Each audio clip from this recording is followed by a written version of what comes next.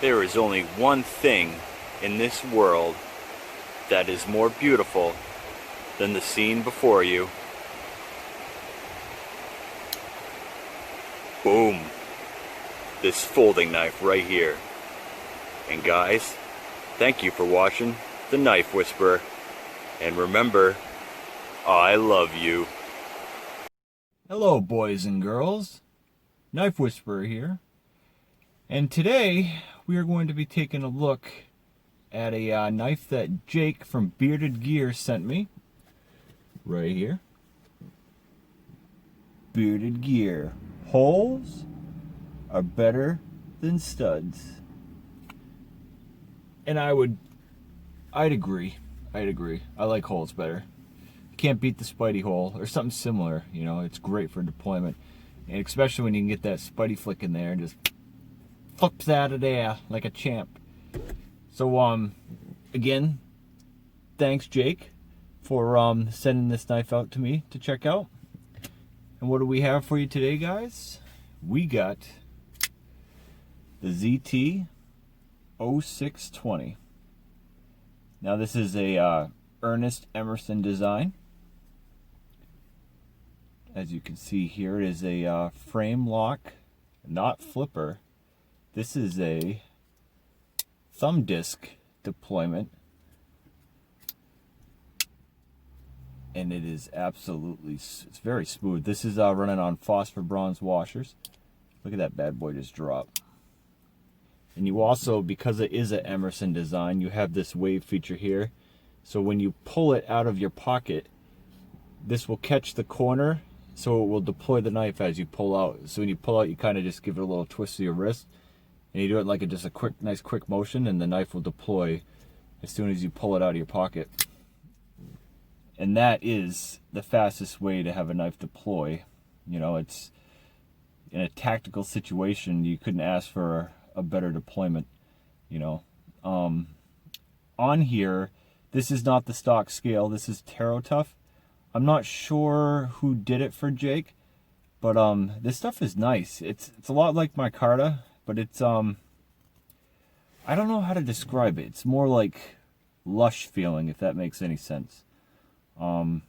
It's almost like it feels like your hands are kind of like molding into it, but they really aren't. It's not squishy or anything. I don't know.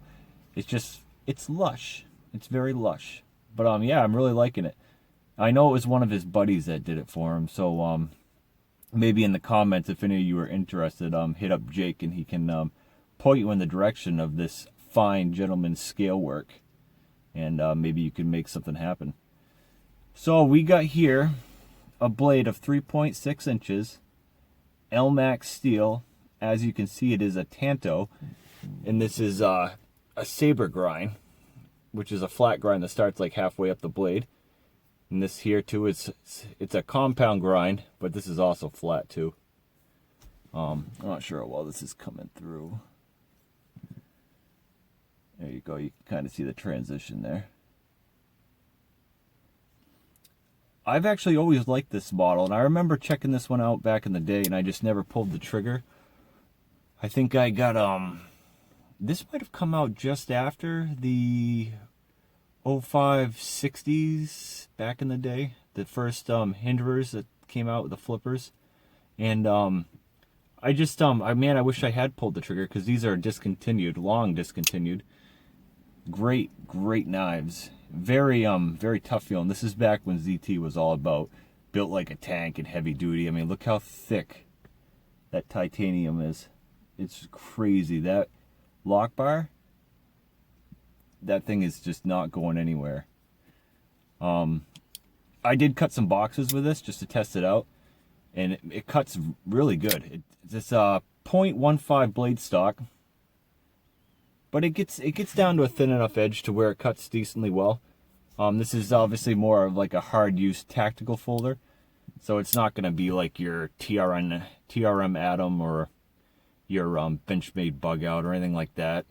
You know, it's not really made to be something that splits air. You know, this is just made to cut and, you know, maybe cut up some flesh here and there if anything's coming your way that it's giving you problems. Yeah, so Ernie Emerson has designed a lot of tactical knives for the military, and that's actually how this wave thing came about.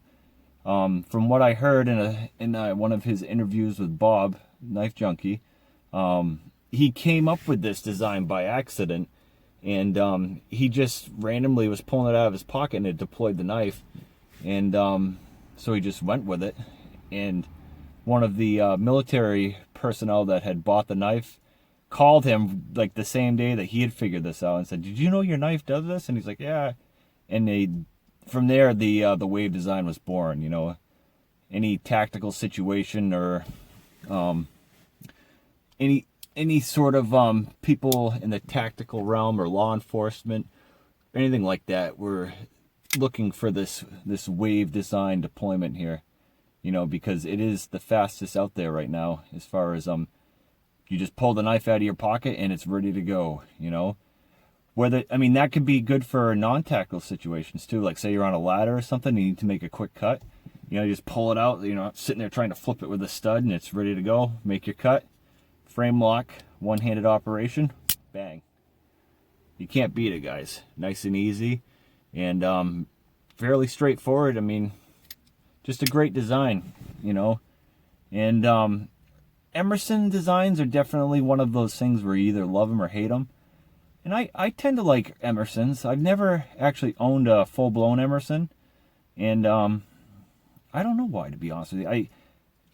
I remember hearing a lot of fit and finish things about Emersons. You know, they weren't that well done, and you know what you were getting for your money wasn't really the best around. Wasn't really a good deal. And so I don't know, I just never got one, but I have always been drawn to this knife.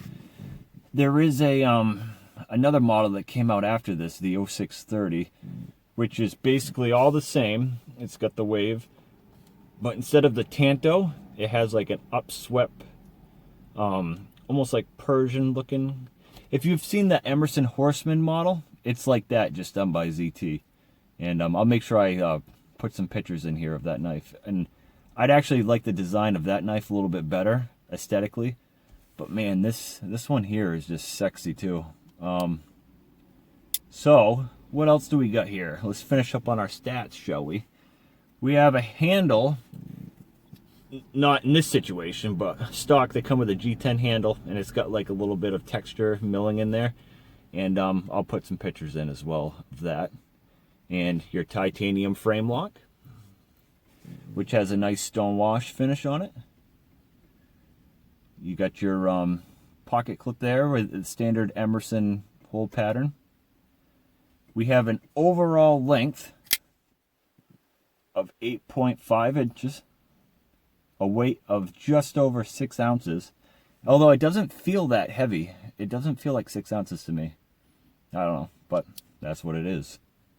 And, you know, it carries really nice. This pocket clip has got plenty of ramp and room there. I mean, you could have some Super Duty jeans on, and you're not going to have any problems putting this in your pocket or taking it out for that matter.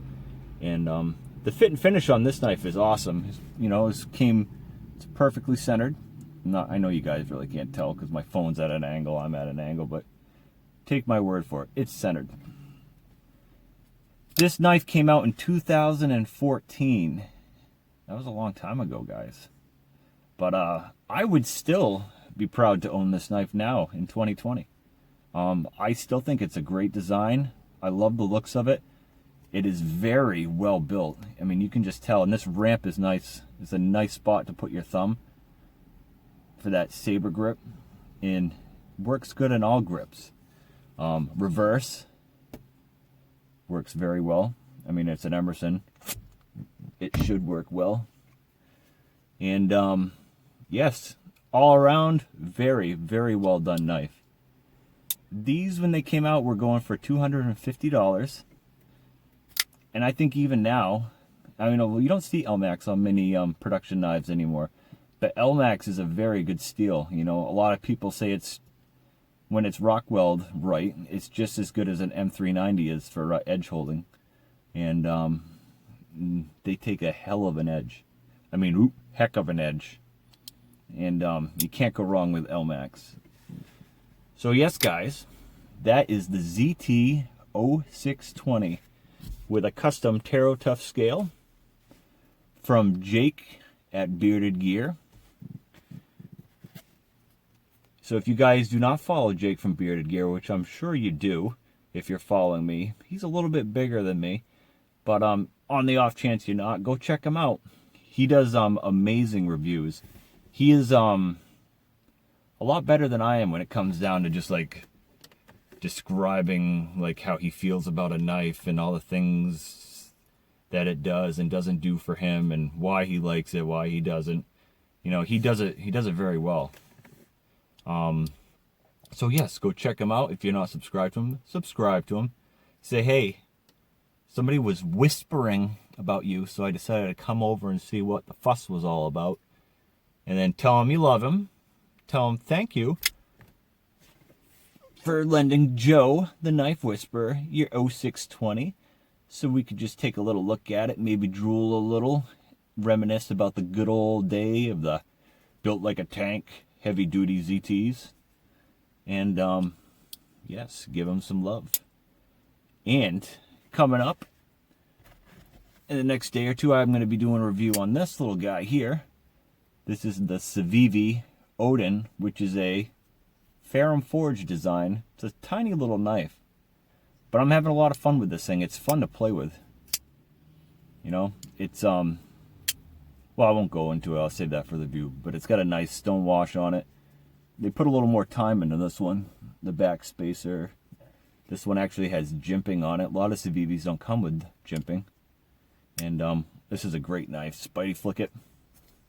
Well, and of course now I can't do it in front of the camera. Welly built, designed little budget folder. And so stay on the lookout for this bad boy coming up in the next few days. And I got laid off a couple of days ago, guys. So my purchasing of knives is probably going to be pretty sparse for a little while. And that sucks because I did just get a Spyderco Paramilitary 2 in K390 in a trade. Just because I figured I mean, I didn't have one in my collection, and you really need one in your collection, plus for size comparisons and stuff. And so there'll be a review on that too. You know, you guys have seen that a million times over, but I mean, I'll try to come up with something fun to do with it, you know. And just wanted to let you guys know that, you know, I'm probably not going to have all sorts of new things for a little while. And it's going to be hard for me to just, like, you know, like, get people's stuff in. It's awesome that people are willing to let me, you know, look at stuff, and then, you know, I can make reviews of that and not have to spend any money. But, you know, if you want to send me something, shoot me a message and we'll talk. But I'm not going to be able to do much of that either because, you know, all the costs from shipping and all that. But just wanted to be up front with you guys. I'll still drop videos. I'm just not sure. We'll just do talks, and we'll, I don't know, make kissy faces at each other. And, you know, we can't do the flexing today because I got this dang sweatshirt on. It's a little chilly here in New Hampshire today. It's been a bit blustery.